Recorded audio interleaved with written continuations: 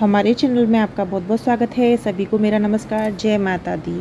जैसा कि आपको पता है, मैं डेली आपको दुर्गा सप्तशती के पाठ सुनाती हूँ। तो आज नवरात्रि का 5वां दिन है और आज हम सुनेंगे दुर्गा सप्तशती का 7वां और 8वां अध्याय। तो आइए 7वां अध्याय शुरू करते हैं। चंड और मुंड का वध। महर्षि मेधा ने कहा, दैत्यराज की आज्ञा पाकर चंड और मुंड चतुरंगिनी सेना को साथ लेकर हथियार उठाए हुए देवी से लड़ने के लिए चल दिए। हिमालय पर्वत पर पहुंचकर उन्होंने मुस्कुराती हुई देवी जो सिंहवर बैठी हुई थी देखा। जब असुर उनको पकड़ने के लिए तलवार लेकर उनकी ओर बढ़े तब अंबिका को उन पर बड़ा क्रोध आया और मारे क्रोध का उनका मुख काला पड़ गया। उनकी भुकटियाँ चढ़ गईं। उनके लालाट में अत्यंत भयंकर तथा विस्तृत मुख वाली लाल आंखें वाली काली प्रकट हुई, जो कि अपने हाथों में तलवार और पास लिए हुई थी। वह विचित्र खड्ग धारण किए हुए थी तथा चीते के चर्म की साड़ी एवं नरमुंडों की माला पहन रखी थी। उसका मांस सूखा हुआ था और शरीर केवल हड्डियों का ढांचा था, और जो भयंकर शब्द से दिशाओं की कूड़ कर रही थी वह असुर सेना पर टूट पड़ी और दैत्यों का भक्षण करने लगी। वह पार्श्व रक्षकों, अंकुशधारी महावतों, हाथियों पर सवार योद्धाएं और घंटा सहित हथियारों को एक हाथ से पकड़ पकड़ कर अपने मुंह में डाल रही थी, और इस प्रकार वह घोड़ों, रथों, सारथियों व रथ में बैठे हुए सैनिकों को मुंह में डालकर भयानक रूप से चबा रही थी। किसी के केस पकड़कर, किसी को पेट से दबाकर और किसी दैत्य को छाती से मसल रही थी। वह दैत्य के छोड़े हुए बड़े बड़े अस्त्र शस्त्र को मुंह में पकड़कर और क्रोध मारे अपने दांतों में पीस रही थी। उसने कई बड़े बड़े असुर भक्षण कर डाले, कितनों को रौंद डाला और कितनी उसकी मार के मारे भाग गए। कितनों को उसने तलवार से मार डाला, कितनों को अपने दांतों से समाप्त कर दिया। और इस प्रकार से देवी ने क्षण भर में संपूर्ण दैत्य सेना को नष्ट कर दिया। यह देख महापराक्रमी चंड काली देवी की ओर पलका और मुंड ने भी अपनी देवी पर अपने भयानक बाणों की वर्षा आरंभ कर दी और अपने हजारों चक्र उस पर छोड़े। उस समय वह चमकते हुए बाण व चक्र देवी के मुख में प्रविष्ट हुए इस प्रकार दिख रही थी जैसे मानो वो बहुत से सूर मेघों घटाओं में प्रविष्ट हो रही हैं। इसके पश्चात भयंकर शब्द के साथ काली ने अत्यंत जोश में भरकर विकट अट्टहास किया। उसका भयंकर मुख देखा नहीं जाता था। उसके मुख से श्वेत दांतों की पंक्तियां चमक रही थीं। फिर उसने तलवार हाथ में लेकर ही शब्द कहा, चंड के ऊपर आक्रमण कर दिया। उसके केस पकड़कर उसका सिर काटकर अलग कर दिया। चंड को मरा हुआ देखकर मुंड देवी की ओर लपका, परंतु देवी ने क्रोध में भरे उसे भी अपनी तलवार से यमलोक पहुंचा दिया। चंड और मुंड को मरा हुआ देखकर उसकी बाकी बची हुई सेना वहां से भाग गई। इसके पश्चात काली चंड और मुंड के कटे हुए सिरों को लेकर चंडिका के पास गई और प्रचंड अट्टहास के साथ कहने लगी, हे देवी, चंड और मुंड दो महादैत्य को मारकर तुम्हें भेंट करने दे रही हूँ। अब शुंभ और निशुंभ को तुम स्वयं वध करना। महर्षि मेधा ने कहा, वहाँ लाए हुए चंड मुंड के सिरों को देखकर कल्याणकाई चंडी ने काली से मधुरवाणी में कहा, हे देवी, तुम चूंकि चंड और मुंड को मेरे पास लेकर आई हो, अतः संसार में चामुंडा के नाम से तुम्हारी ख्याति होगी। तो इस तरीके से यहाँ हमारा दुर्गा सप्तशती का 7वां अध्याय समाप्त होता है। तो आइए अब शुरू करते हैं दुर्गा सप्तशती का 8वां अध्याय। 8वां अध्याय रक्त बीज वध। महर्षि मेधा ने कहा, चंड मुंड नामक असुरों के मारे जाने से और बहुत सी सेना के नष्ट हो जाने से असुरों के राजा प्रतापी शुंभ ने क्रोध युक्त होकर अपनी संपूर्ण सेना को युद्ध के लिए तैयार होने की आज्ञा दी। उसने कहा, अब उदय युद्ध नामक 86 असुर सेनापति अपनी सेनाओं के साथ युद्ध के लिए जाए, और काबू नामक 84 सेनापति भी युद्ध के लिए जाए, और कोटिवीर नामक 50 सेनापति और ध्रुवकुल नाम के 100 सेनापति प्रस्थान करें। कलक, दोहद, मौर्य और काल के यह दैत्य भी मेरी आज्ञा से सजकर युद्ध के लिए कूच करें। भयानक शासन करने वाला असुर का स्वामी शुंभ इस प्रकार आज्ञा देकर बहुत बड़ी सेना के साथ युद्ध के लिए चला। उसकी सेना को अपनी ओर आते देखकर चंडिका ने अपनी धनुष की टंकोर से पृथ्वी और आकाश के बीच का भाग गुंजा दिया। हे राजन, इसके पश्चात देवी के सिंह ने दहाड़ना आरंभ कर दिया और अंबिका के घंटे के शब्द ने उस ध्वनि को और भी बढ़ा दिया। धनुष की टंकार, शेर की दहाड़ और घंटे के शब्द से पृथ्वी और आकाश के बीच में भाग गूंज उठा और इसके साथ ही देवी ने अपने मुख को और भी भयानक बना लिया।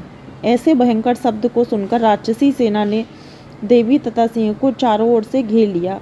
हे राजन, उस समय दैत्य के नाश के लिए और देवताओं के हित के लिए ब्रह्मा, शिव, कार्तिकेय, विष्णु, इंद्र आदि देवों की शक्तियां जो अतरम पराक्रम और बल से संपन्न थीं, उनके शरीर से निकलकर उसी रूप में चंडिका देवी के पास गईं। जिस देवता का जैसा रूप था, जैसे आभूषण थे और जैसा वाहन था, वैसा ही रूप, आभूषण और वाहन लेकर उन देवताओं की शक्तियां दैत्य से युद्ध करने के लिए आईं। हंस युक्त विमान में बैठकर रुद्राक्ष की माला तथा कमंडल धारण करके ब्रह्मा जी की शक्ति आई।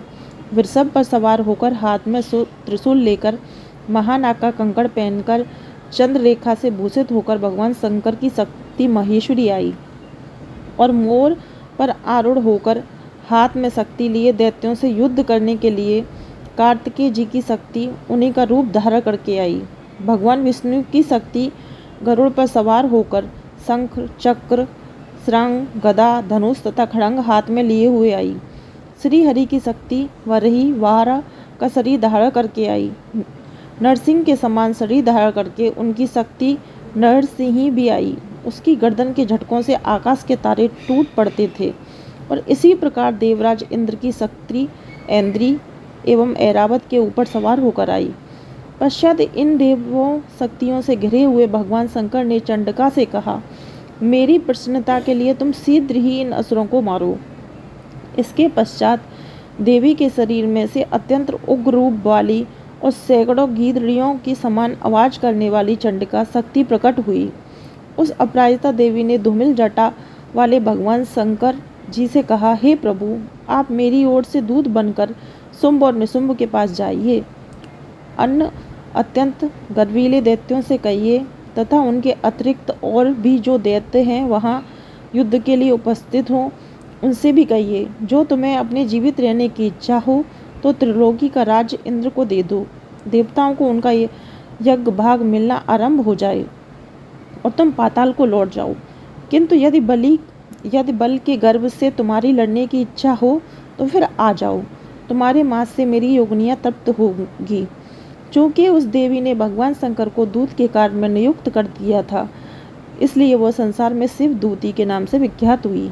भगवान शंकर से देवी का संदेश पाकर उन दैत्यों के क्रोध का कोई आरा पार ना रहा और वह जिस स्थान पर देवी विराजमान थी वहाँ पहुँचे और जाने के साथ ही उस पर बाणों की शक्तियों की वर्षा करने लगे। देवी ने उनके फेंके हुए बाणों, शक्तियों, त्रिशूल और फरसों को अपने बाणों से काट डाला और काली देवी उस देवी के साथ आगे खड़ी होकर शत्रुओं को त्रिशूल से विदीर्ण करने लगी और खटामांग से कुचलने लगी।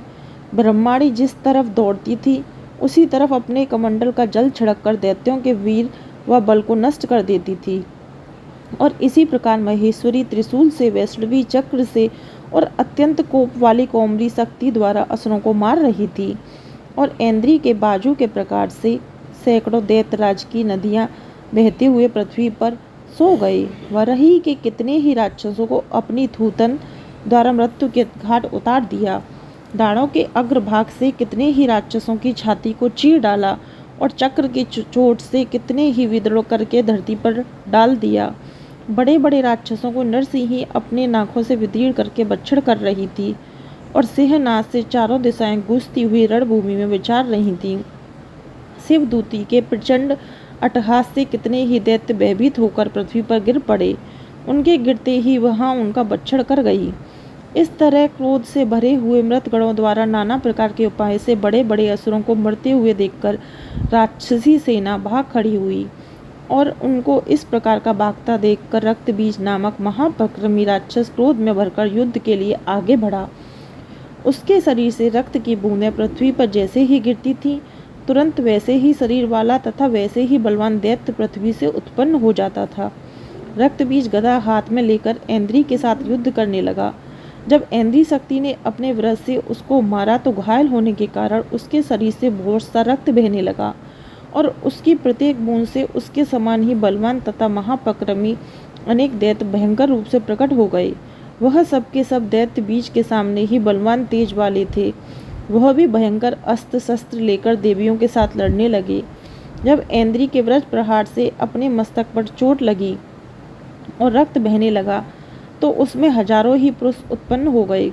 वैष्णवी ने चक्र से, ऐन्द्री ने गदा से रक्त बीज को चोट पहुंचाई और वैष्णवी के चक्र से घायल होने पर उसके शरीर से जो रक्त बहा उसने हजारों महाअसुर उत्पन्न किए, जिनके द्वारा यह जगत व्याप्त हो गया। कौमरी ने शक्ति से, वारई ने खड़ंग से और महेश्वरी ने त्रिशूल से उसको घायल किया। इस प्रकार क्रोध में भरकर उस महादैत्य ने सब मृत शक्तियों पर पृथक गदा से प्रहार किया और माताओं ने शक्ति तथा शूल इत्यादि से उसको बार बार घायल किया।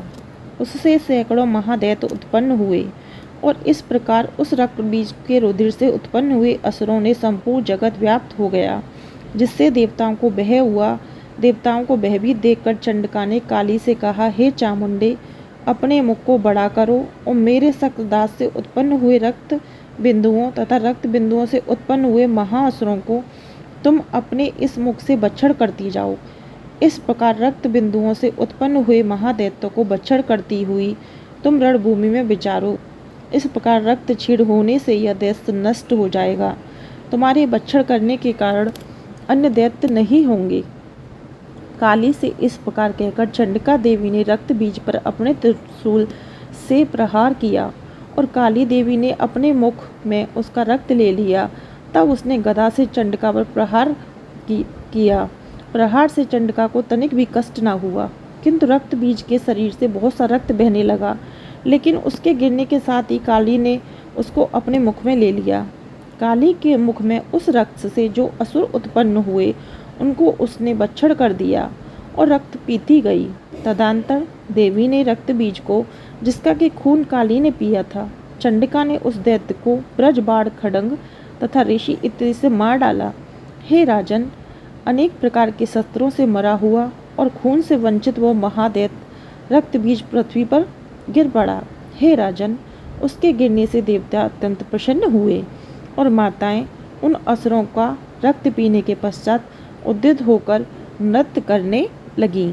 तो इस तरीके से आपके समक्ष आज मैंने दुर्गा सप्तशती का 7वां और 8वां अध्याय सुनाया है। आपको वीडियो अच्छी लगी हो, डेली सुनने के लिए दुर्गा सप्तशती नवरात्रि की सारी कथाएं, पूजा पाठ की सारी वीडियो आपको मेरे चैनल पर मिल जाएंगी। अगर वीडियो पसंद आई हो तो चैनल को सब्सक्राइब करें और वीडियो को लाइक शेयर अवश्य करें। जय माता दी। नवरात्रि की आप सभी को ढेर सारी शुभकामनाएं।